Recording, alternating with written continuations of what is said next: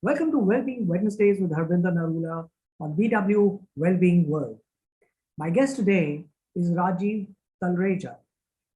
Rajiv is an entrepreneur, a business coach, and author known for his contributions to the business and entrepreneurial community in India. Rajiv's multifaceted career and contributions inspire individuals and companies to work towards achieving their full potential and drive success in their respective endeavors through processes. So let's dive into a conversation with him on entrepreneurs' mindset and the importance of mental strength while building up a venture of your dreams. Welcome, Rajiv, to BW Wellbeing World. Uh, Thank you so much for taking our time to be with us today. Rajiv, let's begin with trying to understand your journey. Tell me a bit about how you initiated your business coaching. And your first business, if I understand correctly, did not go off the way you had envisioned. What Yep. learnings from there that led you to your second innings? Okay.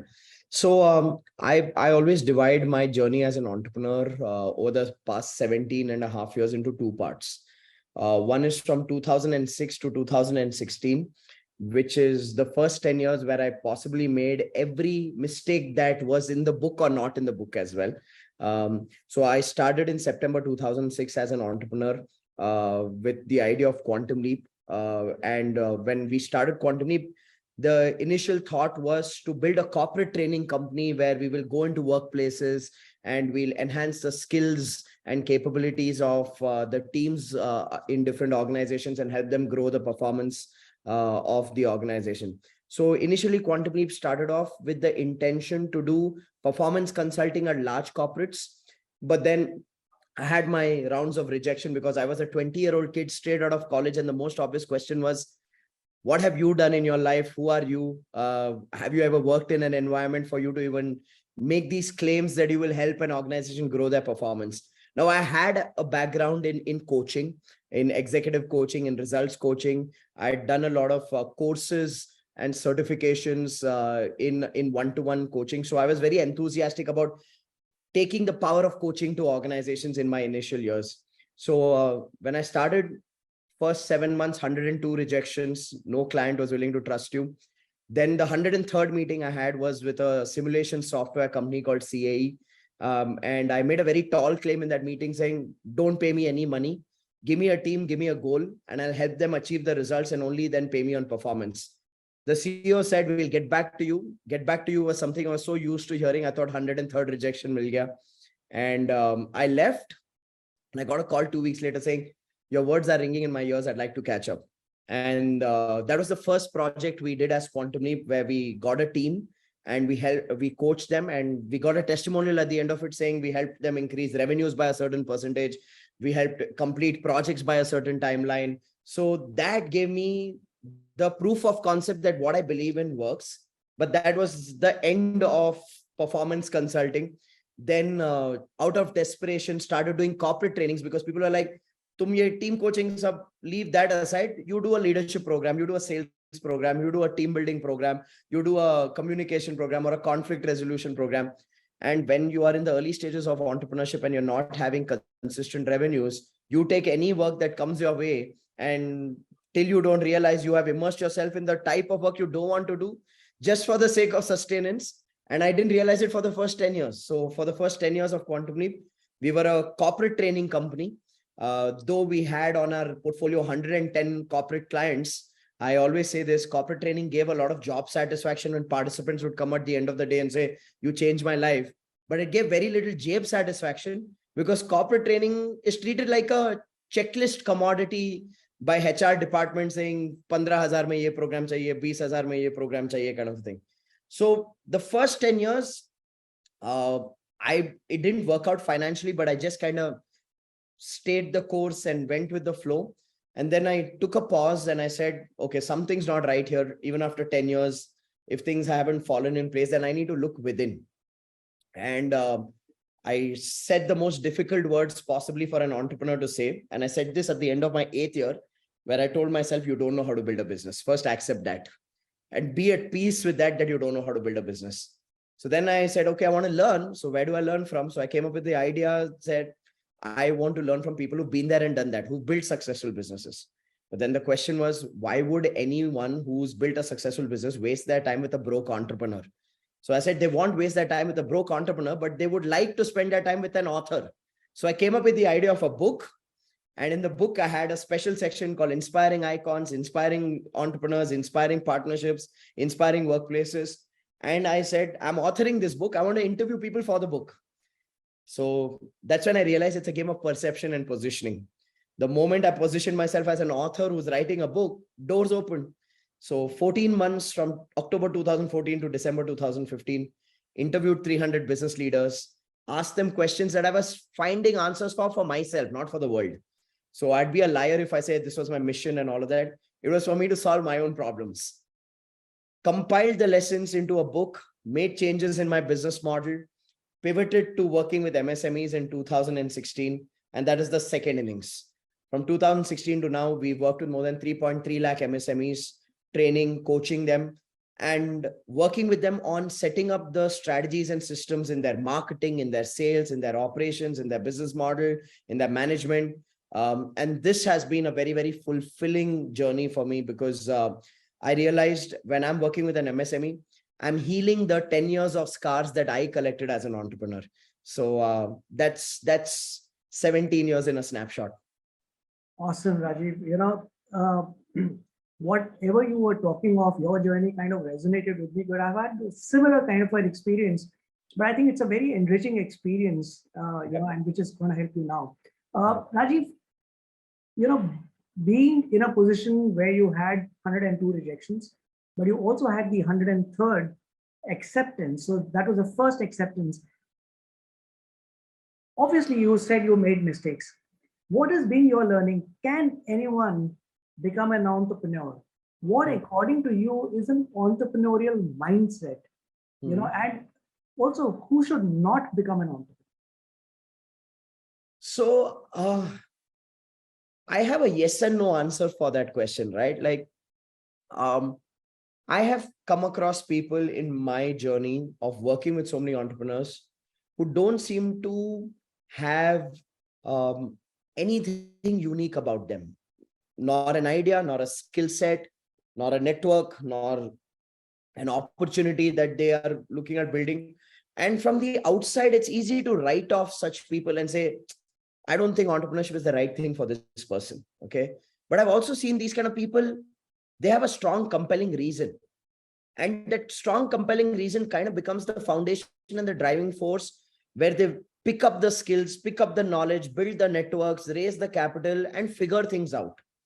So I believe if someone has the willingness to learn, the hunger to grow, and most importantly, the willingness to change, make changes and challenge themselves, then I believe anyone can become an entrepreneur.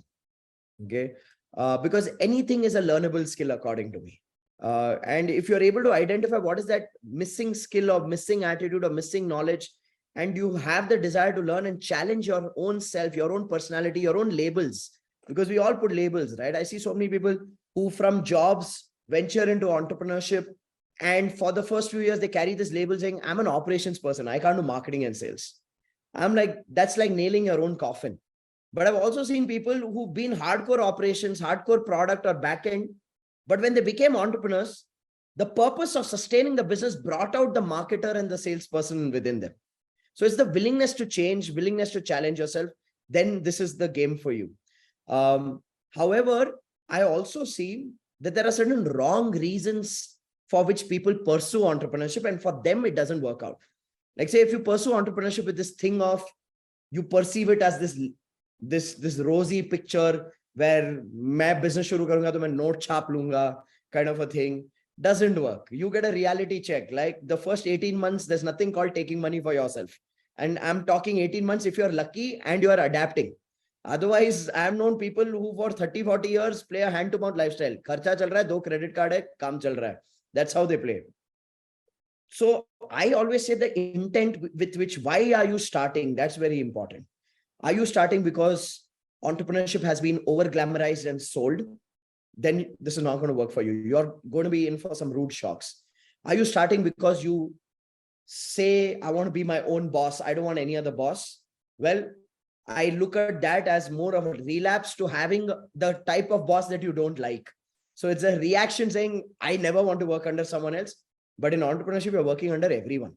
Okay, you're working under your customer, your supplier, your team member, the tax department, like sabko ji haan hi bolna padta hai. So this thing of I want to be my own boss doesn't work, right? I believe the right reason for becoming an entrepreneur is either personal evolution, saying I want to challenge myself, or when you know that there's a problem that you want to solve, or say sometimes even money. And I think people are very apologetic about this, just to have that compelling thing saying, okay, you know what, I want to play the wealth creation game and not the income generation game. I've seen people do well just by that desire, saying mujhe wealth create karna hai bhai, mujhe income nahi chahiye, wealth chahiye. So the reason has to be right, and the willingness has to be there to challenge yourself and change yourself. Then anyone can adapt and learn. Absolutely. Couldn't agree more with you. Rajiv, you had mentioned that when you started your first venture, and there was this point in 2016 when you said that, मैंने बोला कि कुछ तो गलत है, something needs to be corrected, take a back seat and accept that you need to learn something that is, something has gone wrong. Yeah. From that perspective, what is the role of self-awareness that it plays in the success of an entrepreneur? Because, I keep talking of these 3 A's when I'm talking to people, where I say, पहले तो acknowledge करो कि कुछ problem है, फिर accept करो कि हाँ कुछ करना है, because अगर acceptance नहीं होगी तब तक action नहीं होगा. Yeah. So what do you think? Because you work with 3.5 lakh SMEs, MSMEs. What have you seen is the role of self-awareness for an entrepreneur? See, if I have to give you one word, I think self-awareness is everything. I mean, if you don't carry self-awareness, you will always find someone else to blame. Okay. You'll blame your teams, you'll blame your customers, you'll blame the market, you'll blame the economy, you'll blame world events, you'll blame the government, you'll blame everyone. Right. And the beauty about blame is then you place yourself in the position of a victim when you're blaming somebody else. And victimhood is more addictive than sugar and cocaine, because most people enjoy the joy of suffering. Right. Because when people are suffering, the easiest thing to do is to give yourself a character certificate saying, "Main acha insaan hu. I'm at least a good human being." Okay. And I think that's one of the biggest escape routes of people who are not self-aware. But people who are self-aware, they understand one foundation reality. Business is an equalizer. Your family background doesn't matter. Your education qualification doesn't matter. Your race, religion, gender, none of that matters. What matters is the capabilities that you bring to the table. Everything in a business is a reflection of the entrepreneur's capabilities. It's the entrepreneur's attitude that dictates the quality of decisions, the entrepreneur's skills and knowledge that dictates the quality of the implementation and actions, right? So when you carry that self-awareness, saying that my business is a reflection of who I am, which means if something's not working right in my business, I need to look within on what I need to shift in my attitude, my skills, my knowledge, my discipline, my work ethic. When you realize that, I think then you kind of build a filter for you to create solutions to any situation, because you're operating from the paradigm of responsibility. But if you don't have self-awareness, then you will always find one thing that is positive about you and good about you. And you'll make that your self-fulfilling prophecy saying, at least my product is good, but I don't know why the market is not accepting it. You won't say, I suck at selling or marketing. You'll say, mera product acha hai. Or you blame competitors saying, inhone industry commercialize kar di hai. Okay. I am not from that school of thought. I have seen people take pride in that one thing that they are good at, and they forget that business is an integration of multidimensional capabilities. So if you don't have that self-awareness, then you can enjoy the journey of being right and broke at the same time. That's a very powerful thing that you have just opened up. That you need to look within. That's a very important aspect. Now, Rajiv, entrepreneurs usually have dreams that transform into vision that is in their head, and they get so involved in it that, what they must do and what they how they want to do it is very clearly charted out in their head. They sometimes get into achieving perfection since they many times they are a lone soldier. They feel they are the only ones who have the responsibility, personal and professional, and if they get into a stressful situation. Yeah. Now, is this stress good stress that pushes you to achieve and become ambitious? Or this is a bad stress that takes a toll on how you will be doing things and managing things? What have you observed and how do you see this best managed? So I look at stress purely from the angle of in which direction is it spiraling. If stress is spiraling downwards, where I'm obsessed about my product, my service, my idea, but I am not willing to adapt, learn, change, take feedback, then that stress will start spiraling downwards. I'll work very hard, but it's almost like I'm working hard to push a wall rather than working hard to open the door, right? No matter how hard you work to push a wall, the wall won't move. But if, let's just say, with that obsession for your product, your service, your idea, you also have the willingness to listen to the market. Okay. The willingness to listen to your customers. And the way to listen to customers is not to demonstrate and customers say, yeah, great technology, great product. Listening equals pain. The proof is, are people willing to spend money on what you're building? And if they're not, and you're still going to be obsessed with it, then you're building something for your own ego, not for the market. Right? So, but if you have the willingness to listen and take feedback from the point of view of, okay, either give me money or give me feedback of what will you spend money on, and you're willing to integrate that feedback, then that stress has a more upward spiral where you are making changes for improvement. Stress is permanent in entrepreneurship. There's no such moment of bliss and divinity where everything aligns and falls into place and you attain moksha or nirvana. I always say you either have the stress and chaos of survival or stress and chaos of growth. Pray for the latter. I think it's a responsibility of the entrepreneur also to turn their stress into a useful stress. Yeah. That's very important. Another thing that I'd like to take from what you just said, maybe add to it, that listen to the right people. Because I remember when I was setting up my first venture, where I went wrong was listening to people, showing them my product and saying that, isko wo kya kar sakte hain? And they will come up with an idea and, you would get onto the job of creating a perfect product. And you realize that you were not listening to your customers, you were listening to people who were not your customers.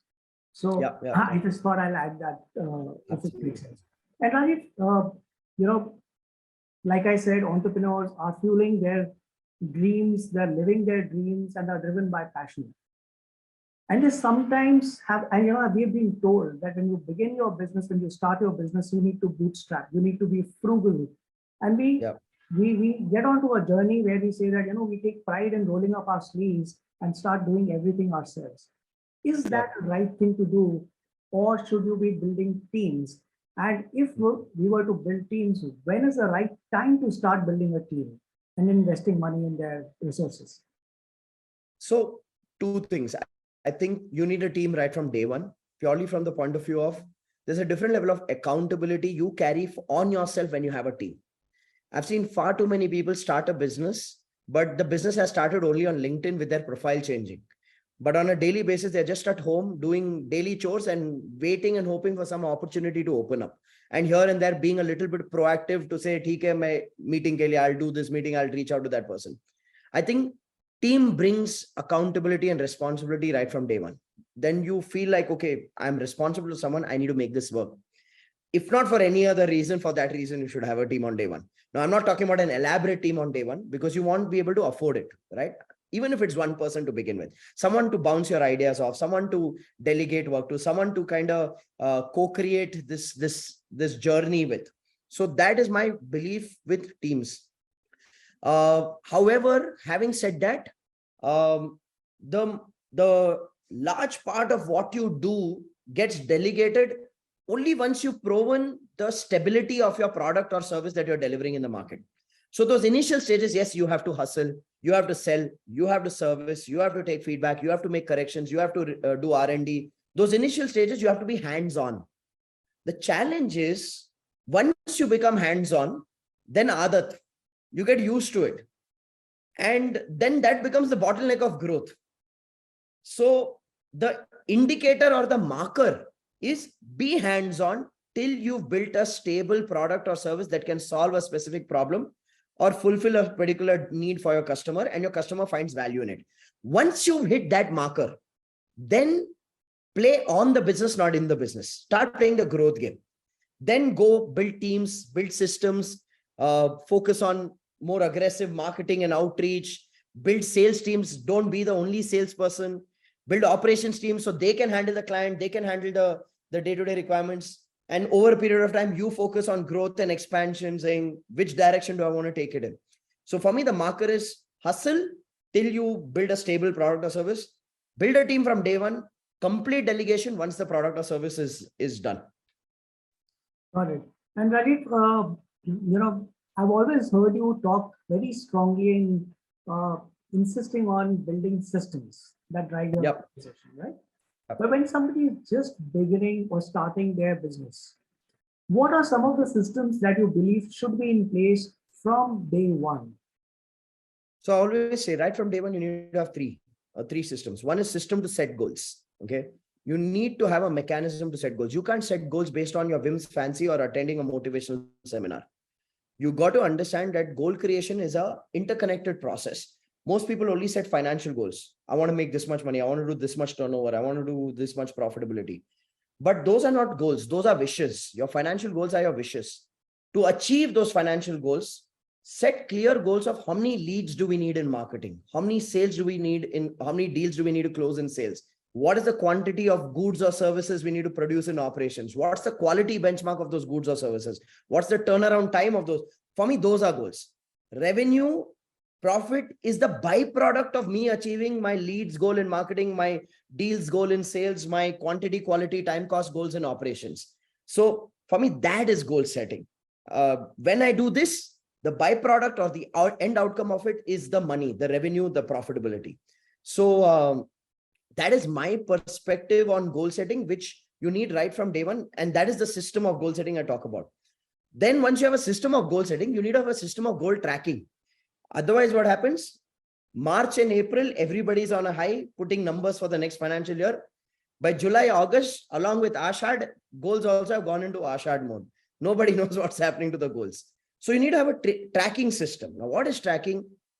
Firstly, who's responsible for what? Clear roles. So that if everyone's doing everything, you can't hold anyone responsible for anything.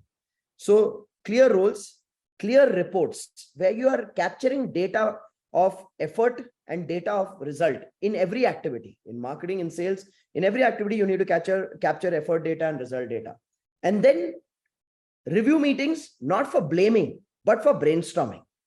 That when you're sitting for a review meeting, you're not there asking, why is it not done? Who didn't do it? And then giving your thesis on why they didn't do it because they are useless. Then people close themselves. The objective of a review meeting in a business is to analyze the data from the reports and then ask solutions from the team, saying, okay, what can we change in our action, in our strategy, in our skill? What do we need to do differently? So that those three components of roles, reports, review meetings become your system of tracking. And then system of achieving the goal. In marketing, there'll be certain strategies that will help you. In recruitment, there will be certain strategies of sourcing that will work for you. So you need to test the strategies and see which one's giving you a result. So system to set goals, system to track goals, system to achieve goals. These three systems, you need to be curious about building right from day one. Absolutely. Absolutely. Rajiv, a lot of people, they are successful in their corporate career. And suddenly they're bitten by an entrepreneurial bug. They feel that, now I want to set up something of my own. If I can do this for the organization, why can't I do this for myself? And they embark on that journey, and gradually, sometimes it works out, but sometimes they fail, and this is probably their first professional failure in their life, and they don't know how to handle it because they have a legacy of being known as somebody who's very successful. Right? Yeah. And they sometimes lose that confidence. they get into depression. They don't know how to go out and face people. I mean, this is a fear that they create for themselves. How do you think is this failure or this kind of a situation the best handled? Is there something that you have seen work for these people? So like you rightly said, when you come with a elaborate track record in a large organization and then you take that plunge into entrepreneurship thinking, if I did this for them, I can do this for myself. And then of course, surprises, not surprises, shocks catch you unaware. See, I'll tell you, the only way I have been able to see these kind of failed entrepreneurs and successful working professionals recuperate from that depression is when they detach the ego and the identity from the purpose. When they realize that probably my venturing into becoming an entrepreneur was more for me to satisfy my ego rather than me having a purpose of this is the product I want to take to the market, or this is the organization I want to build, or this is the problem I want to solve. That's when they overnight switch from depression to really feeling empowered. It's almost like a release because they realize ki yaar, even these emotions of depression is because I'm attaching my personality to me. Ki log mere bare mein kya bolenge? What will people think about me? For that 20 years, I was the vice president of this organization and I couldn't even take my business off to a 1 crore turnover while I used to manage an account of these many millions of dollars. When you make it about yourself, you will lose. And the sooner you realize it, the easier you make this journey for yourself. That's brilliantly put, Rajiv. Another aspect that to me it appears plays a very, very important role is the role of your family. Yep. Either they can be a deterrent to what you are doing, they Yep. can either build your confidence or lower your confidence. 100%. What are some of the tips that you may have for the families of the entrepreneurs who are embarking on their journey to fulfill their dreams and fuel their vision? So every family who is going to be experiencing someone breaking out to becoming an entrepreneur needs to be prepared. This will not be easy. Okay. It's not meant to be easy. And I think the biggest mistakes entrepreneurs make when their families resist their decision of venturing out on their own is that they paint a rosy picture to get the approval of the family saying, the opportunity is great, market is great. I've spoken to some people, they love the idea, all of those kind of things. Prepare your family like you're a soldier going into battle. I may or may not come back. That's how you got to prepare. And ask them for their trust and support rather than always be at the side of the bargain where you have to like kind of convince them to approve your decision. You're only adding a bigger layer of stress for yourself when you're painting a rosy picture and it's not going to be rosy. And then they're going to come back and say, see, I told you. And you're going to make it emotionally more draining for yourself. You got to let your family know saying that, hey, listen, I want to do this for me. And I need you to back me. I may fail. I may get things wrong. Be my strength. This is where I need you. Most people are not vulnerable enough to ask for that. Because even with their families, they're playing this ego battle of saying, how can you negate what I am seeing as an option? How can you say no to my dream and desire? They're getting into that. It's not about you. I believe an entrepreneur never becomes an entrepreneur by himself or herself. The entire family becomes the entrepreneur then. Because initial days, your income's not going to be consistent. If you don't have reserves, how are you going to sustain the lifestyle of the family? Or if you have reserves, how are you going to sustain the aspirations of the family? I've seen typically people taking a switch from a job to entrepreneurship. It happens after their home EMI is done. Okay, which means 20-25 saal ka home EMI ho gaya. Chalo, now my responsibility is done. Just about that time, children are either ready for higher education or children are ready for marriage. So then this dilemma comes through. And that time I see a lot of people becoming restless saying, when will I do stuff for me? Right? So you got to prepare the family of what it's going to take, and it's going to be your first team is your family. Your first team is your family. Amazing, amazing. I think it's very, very important. I think what I hear here also is drop your egos. That sab kuch Yeah, theek hoga. Let them yeah, know yeah, that I'm starting this journey. I need your support. So yeah, yeah. asking for help and support is dropping your ego. Uh, Absolutely, absolutely. should spouse be your co-founder? Uh, so in one of my businesses, my wife is okay. So rather, in one of her businesses, I am her co-founder. Let me put it that way. So so my wife Bhakti comes from an event management background, and in 2010 we decided that okay, I'll become her co-founder, and we'll do this business together under the brand name of Dreamcraft. Now, a lot of people, for them, thinking about spouse as co-founder itself is no way, no chance kind of a thing. Personally, here's my thought process. If you and your spouse have complementary skills, which means she's the operations expert, I have a marketing and sales background, then that partnership will work because we have complementary skills. But if you and your spouse have similar skills, she's an operations expert, I'm an operations expert, then there'll be a lot of friction of ideas because I'll have my school of thought, she'll have her school of thought. Neither may be wrong, but we have to implement one. And then it becomes a subconscious ego battle, right? And that kind of cascades into conversations of business becoming personal attacks, saying ghar pe bhi tum aise hi karte ho. And then things go out of control because emotions erupt, right? So one is, I think, complementary skills, then your spouse and you can be business partners. Second is a conscious mechanism of communication with each other. Okay. See, let's face it. Your spouse is your spouse even when you are at work, and you're a business partner with your spouse even when you are at home. So you have to build some kind of conscious mechanism of saying switch. Okay. Like, say, for example, one of the things between Bhakti and me that has worked for us, initially we used to have our own set of disagreements, and then it used to leave us with a residue of saying, is this even worth it? Like, why should we fight kind of thing? Then we said, no, the easier thing to do is to give up on this. The more difficult thing to do is make this work. And if we are able to make this work as a couple and as business partners, then we'll have a story to tell and teach the world. So that became like a driving force or deeper purpose for us to make it work. So we built a very stupid mechanism saying, when I'm talking to her, I tell her consciously, okay, right now, husband mode activated. Okay. So she activates wife mode for listening. Okay. Or I say, okay, business partner mode activated. She activates business partner mode right now for listening. Now, sometimes we don't even consciously say it. And one of us just starts talking about something, and she asks me, should I listen as a wife and just be there for you? Or should I listen as your business partner and give you my perspective? What do you want?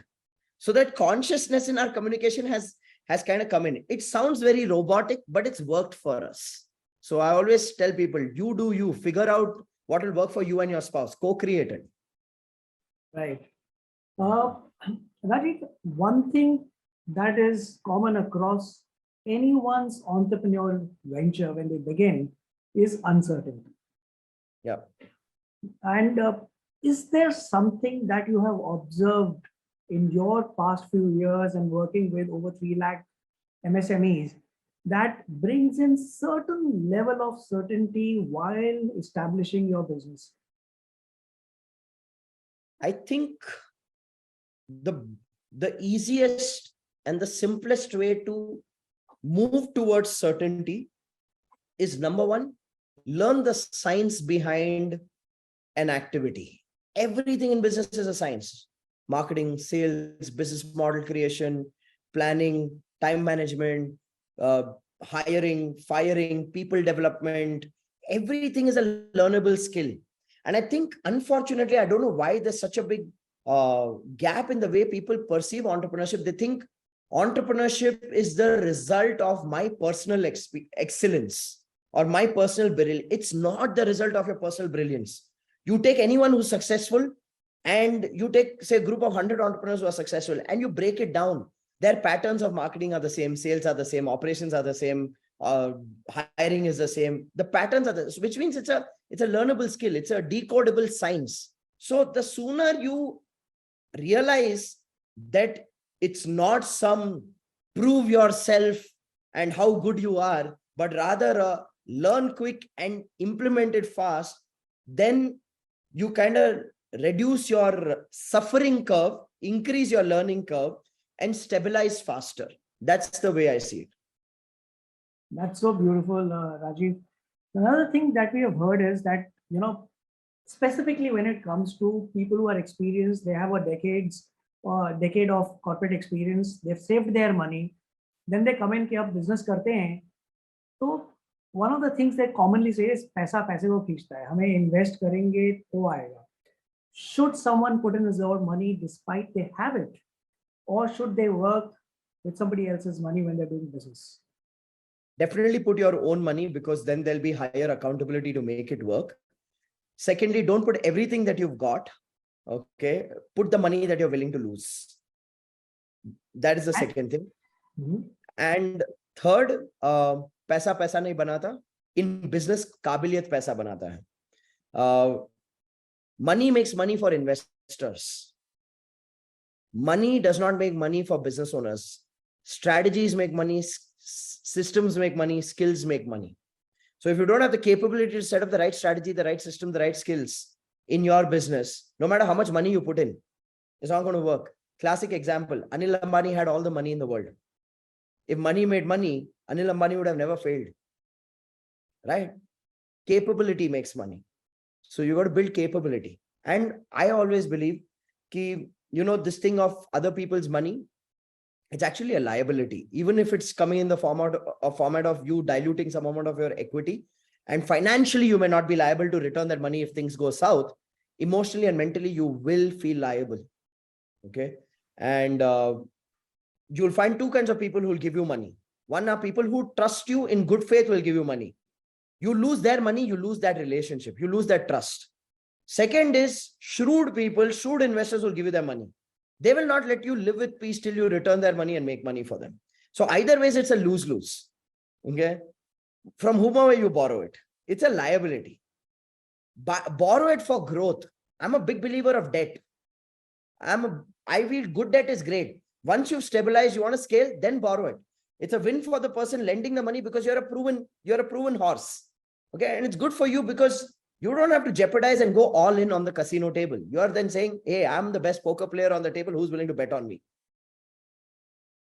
So that's my perspective. Right. And Rajiv, when somebody starts a business, the family, friends, the corporate support system that is there, your friends from work, they all keep telling you that, shuru mein you will have to work very hard.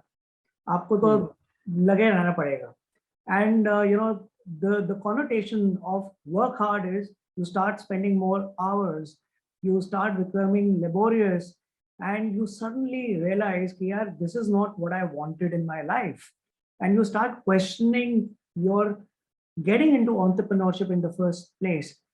How do you think an entrepreneur who has a huge responsibility to what they have, the journey that they've embarked on, but they also must do to maintain a balance for their personal life of their own as well as those around them? Yep. So it's like this. So I'm going to give you two answers here. One is the idea of work-life balance itself. I think the moment you say work-life balance, there are some who want it, there are some who negate it. The common interpretation between those who want it and those who negate it is work-life balance equals 8 hours work, 8 hours sleep, 8 hours family time. That doesn't happen. So even if you want it and you're working towards it, it won't happen. I believe we live our life in phases, not in days, but in phases. There's a phase where work will genuinely demand more hours in a day. But while you are in that phase where saying work is priority one, you still need to put the health and the relationships at least in maintenance mode. You need to have some ritual, no? Like when work's priority doesn't mean you junk eat and you don't do any physical activity or movement. Okay, work is priority. You may not be able to go to the gym every day. Can you go 3 times a week? Okay. Or you may not be able to do whatever. Yoga, can you do it twice in a week? Can you at least eat clean? Something in maintenance mode. Okay. Work is demanding too much time. What are the simple things you can do to keep the relationships alive and kicking? Can you do those dinner dates once a week? Can you do no kids, just me and spouse time, at least once in 2 weeks? Can you do that holiday once in 6 months for 3, 4 nights, getaways? So we live our life in phases. You need to know what's your priority. Then you need to know what's in maintenance mode. And then say business stabilizes. Then probably you say, you know what, children are growing. I want to spend more time. Okay, that's priority. Then business in maintenance mode. You just do your review meetings with the team. Okay, just interact with key customers. Take things a little slow. It's fine. So as long as you have clarity of what's priority and what is my maintenance activity for the other critical aspects of my life, I think you'll navigate through this. Otherwise, what will happen is hard work hardly works. I think one of the sign of incompetence is long hours of working. I genuinely believe that. Okay. When you are in the process of learning something, you probably have to work long. But the moment you master something, your processing speed of your brain, your execution speed of getting things done goes through the roof. So you got to be aware which phase are you in and what are you right now in the learning phase where you have to put long hours, and make sure that you are learning. Otherwise, you're just doing long hours for doing mundane, laborious tasks, which are of no value. You like feeling busy. That's what it is then. And Rajiv, there's a lot of conversation that happens around starting up. Whenever we're talking of startups, entrepreneurship, we're always talking about shuru kaise karna hai, chalana kaise hai. But we forget to have conversations around when is it a good time to give up. I know that, when I started my business, I was, things were going south. I was not making money. In fact, I was losing money. And you had put your blinders and you're not listening to people. You always thought, yaar, inko nahi pata, mujhe pata hai kya hoga, kya nahi hoga. And because it is your baby, you don't want to let go or lose it, right? And then later on, you realize, yaar, I should have actually quit this 6 years ago or 10 years ago.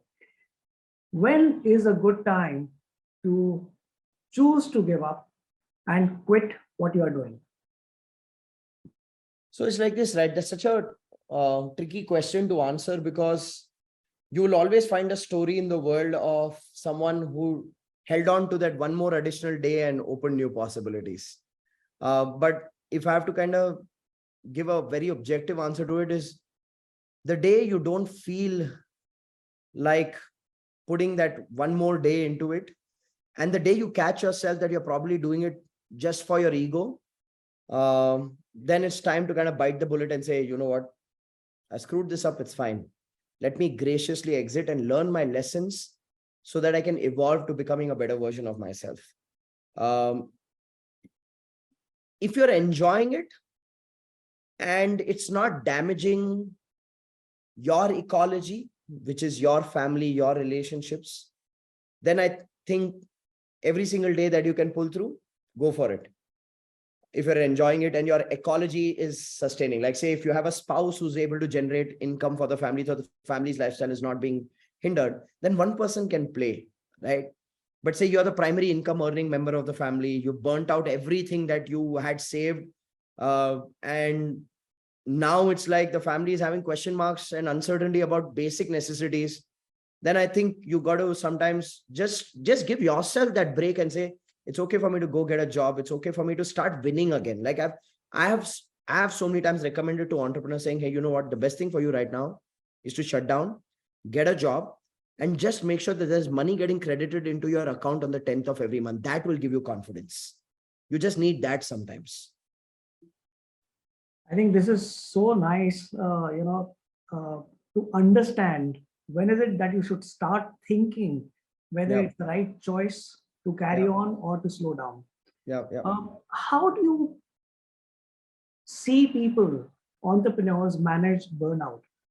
Things may be great, they may be making money, but it's taking a toll on their family, it's taking a toll on their own physical health, but they feel that, that needs to continue. What is it that you recommend to your... I think we are at the peak of ignorance in humanity.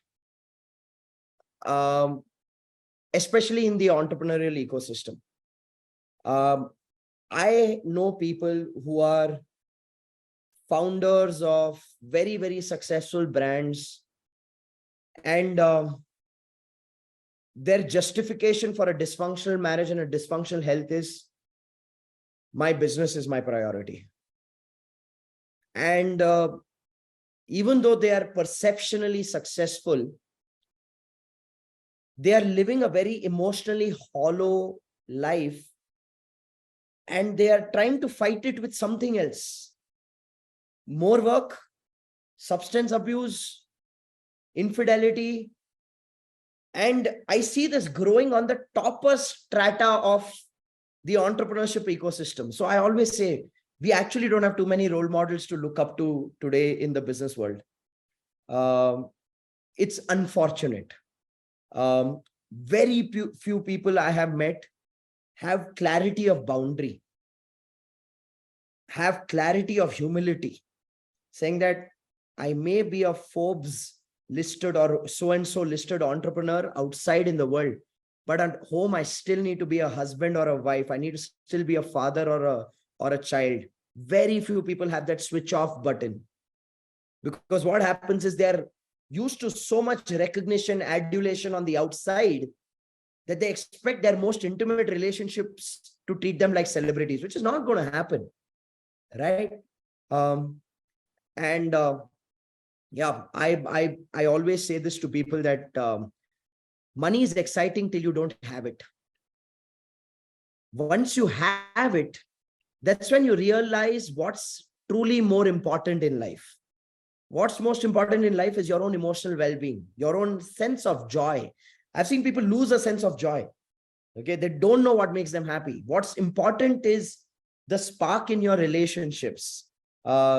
You seeing your children grow and become better versions of themselves, your own health. And I think I know too many people who justify being dysfunctional in all those areas and cover up it with, if I would give that priority, then this wouldn't have reached this stage. Kiske liye? Kyun? I personally wouldn't put the foundation of my life over my business. It's contradictory for a business coach to say that, but I've always maintained that. And I say that even to the people I work with, your business is a part of your life. It's not your life. And if someone's creating a narrative saying your business is your life, it's because they are living a broken life. They don't know what it is to live a holistic life. Right. So it's not about this or this. It is about this and this. Absolutely. Absolutely. And Rajiv, since you spoke about, kids at home, etc., one thing that comes into my mind is that today, when you are an entrepreneur with experience in the corporate world, you come with a certain mindset of how things work. Yep. But when you're hiring people, you want youngsters. And today's youngsters are very difficult to manage. I mean, from your own mindset. Yeah. So they'll come back to you after 3 months and say that, no, I'm not getting what I really want. And you ask them, what is it that you really want? They have no answer. Yeah. And I'm not enjoying it. I'm not happy doing what I'm doing.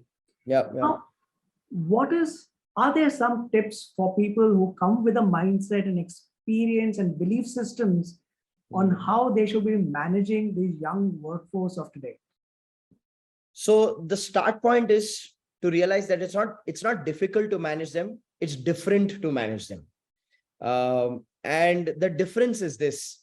Probably people who've achieved their success and started their businesses, they are probably the first generation breakouts in their family. Like, you probably are the first one who moved from a small town to a big city and worked in a corporate and created your own assets of a home and a car. Probably the first one to buy a car, first one to take the family to a overseas vacation, right?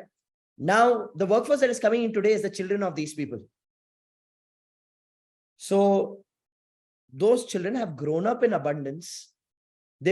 For them, no hot water in the shower. Where are we staying? Versus for you, probably in your childhood, you jumped into the lake, took your shower, got ready for school, walked to school, right? So you need to understand, these kids are the way they are because their parents have done a good job for themselves. Okay, whether a good job for the kids, questionable, debatable. Okay, now when the families they are coming from has a decent standard of living. Okay, what is a decent standard of living today? Even if it's a 1 BHK, सबके पास mobile phone है, 4G connection है, Wi-Fi है, that's good enough to live a decent standard of living. And by that regard, even the watchman of your apartment society has all these things and has a decent standard of living. So even the watchman of the apartment today will not take anyone talking to him or her in a loud tone. Saying, मैं क्यों सुनूं? Okay. Or they'll say, ठीक है, मैं गांव जा रहा हूं दिवाली के लिए 10 दिन, but he'll come back after 30 days knowing his job is secure. Right? So this is a different era. This is a different era where the basics are taken care of. Okay. So when the basics are taken care of, Maslow's hierarchy of needs, people are looking at what next. Okay. So safety, security is done. Now people are looking for love, belonging. They're looking for self-actualization. What's my bigger purpose and all of that. Now I see that as an advantage with the current generation workforce, where I know right from day one that it's not like I can buy this person's loyalty by throwing money. If I want to buy commitment, I need to be committed to helping him or her figure out what's important for them. And I got to use my workplace as a playground for them to figure it out. Now, of course, they want good money, but what they want most is an environment of learning and growth. So they find what they really want. They themselves don't know, like you said. So if I'm being that enabler who's at least helping, sitting down with them and having conversations or telling them to ask that question every day, then they know this is the right place for me. And in their discovery, I'm telling them, hey, while I'm creating the playground for you to discover this, there are certain boring, mundane things that you got to do. Okay. And that's the fair exchange between me and you. That works with today's workplace generation. And Rajiv, one of the things that we understand when we get into entrepreneurship or setting up a business, it's all about taking risk. Yep. Everyone has a different risk-taking ability or, the appetite. But then there's this term that people tell us saying that, take a calculated risk. Can you explain what to a person who's just setting up his business, calculated risk should mean? Calculated risk would be experimenting with something that has the potential to move you towards your goals. So say, for example, you are just starting. You don't know whether you should take an office or not take an office. Ask yourself, will taking an office help my business move towards its goals? Now, in some cases, it may not be necessary on day one and you may say, no, not right now. Okay, done. Don't do it. Will hiring a team member help me move towards my goals? Yes. Then I'll probably delegate stuff that I'm getting stuck in so I can focus more on growth. Then take that risk. So calculated risk is about taking decisions and exploring experiments that will help you move towards your goals. Now, what's the calculation in that proposition of anything that will move you towards your goals? Is you got to be willing to lose what you're putting in, because it may work, may not work. So you got to take the risk and you got to be willing to lose it. But it should be something worthy that will move you towards your goals, create progress. That's the simplest way I can break it down. Rajiv, my last question to you before I let you go is about coaching. Yep. You are a coach, but coaching is undergoing a lot of change because of technology. Yep. How do you envision the integration of AI, blockchain, powered life coaching impacting the landscape of personal and professional development for entrepreneurs and individuals alike? So I'll give you a very neutral analysis, because this is a question we've answered a lot internally as well. Because today is not just me coaching. I have a 65-member full-time team of coaches. So out of my organizations as a 125, 65 full-time coaches. So this is a question for us to answer even as a business, as an entity. Saying ki tomorrow people start using AI to get solutions. Where do we go, right? And here's our unbiased analysis of AI and coaching. The advantage of AI is that AI can study multiple mental models, psychological models, human behavior models, and integrate and come up with solutions. So AI can be a great solution generator. Okay. I'm facing a challenge. I put a question in the chat bot or AI chat bot, which has studied all these mental models. AI will say, I think you need to use this framework of so-and-so and ask yourself this question under the context of this framework. Great. It can become like the ultimate search engine for solutions. That's what AI can be.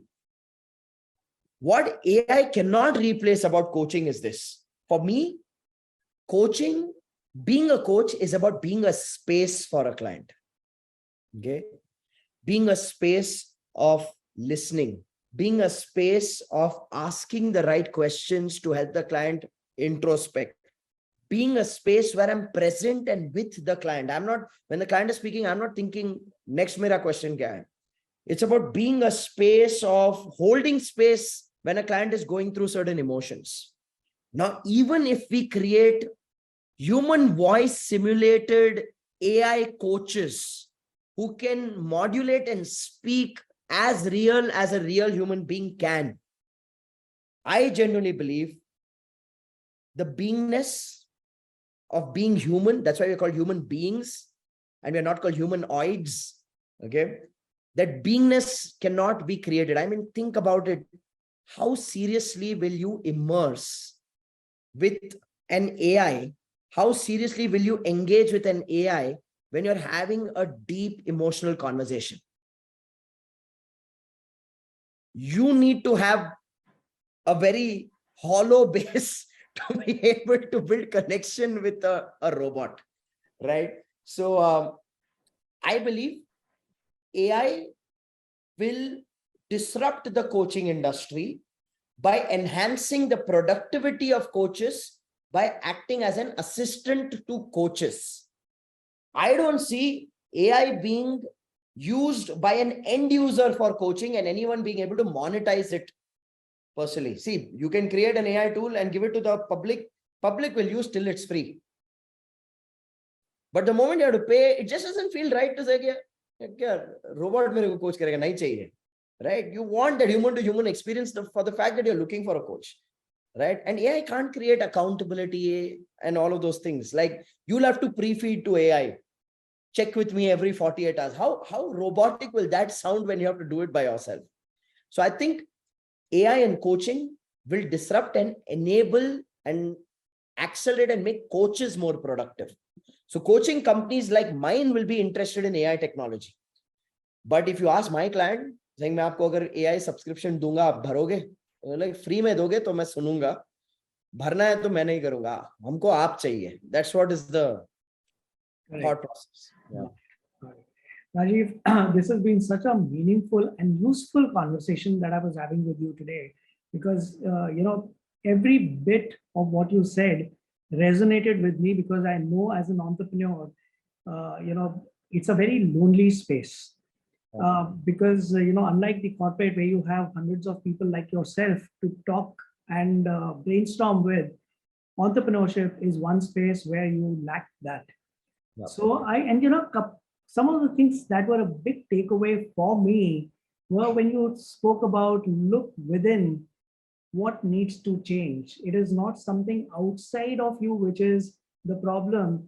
It is your paradigm of responsibility that you need to look for within yourself, right, and change that. Yeah. And a very powerful statement when you said that your business is a reflection of who you are. Yeah. And that was a very powerful statement. And the other thing that was a big takeaway for me was when you spoke about the willingness to listen to the market, to your customers. Yeah. Because sometimes we are so full of what we think is needed, we forget to listen to those who we want to have pay money to us for what we offer. And also the big takeaway was identifying the purpose with which you do your business. So I think, when we started the conversation, my first question to you was about, who should become an entrepreneur? What is that mindset and who should not be? And I think that was a big takeaway, that if you know why you want to become an entrepreneur, then you can be a successful entrepreneur. And if not, then you're just playing in the dark. And And I think that, your purpose makes a business successful and sustainable, because you will have rough patches. And the only time you will be able to overgo these rough patches is when there's a larger purpose with which you're doing your business. And last but not the least, the big tip for every entrepreneur is detach your ego from what you do. And you will be able to do your business and achieve your purpose with a lot of humility, because at the end of the day, whatever you do is being done by a human for a human. So thank you so much, Rajiv, for taking our time to speak with us at BW Wellbeing World. Thank you so much, Harbinder. I loved the line of questioning. I think the questions brought out whatever responses I had. So thank you so much for asking me such deep and meaningful questions. Thank you.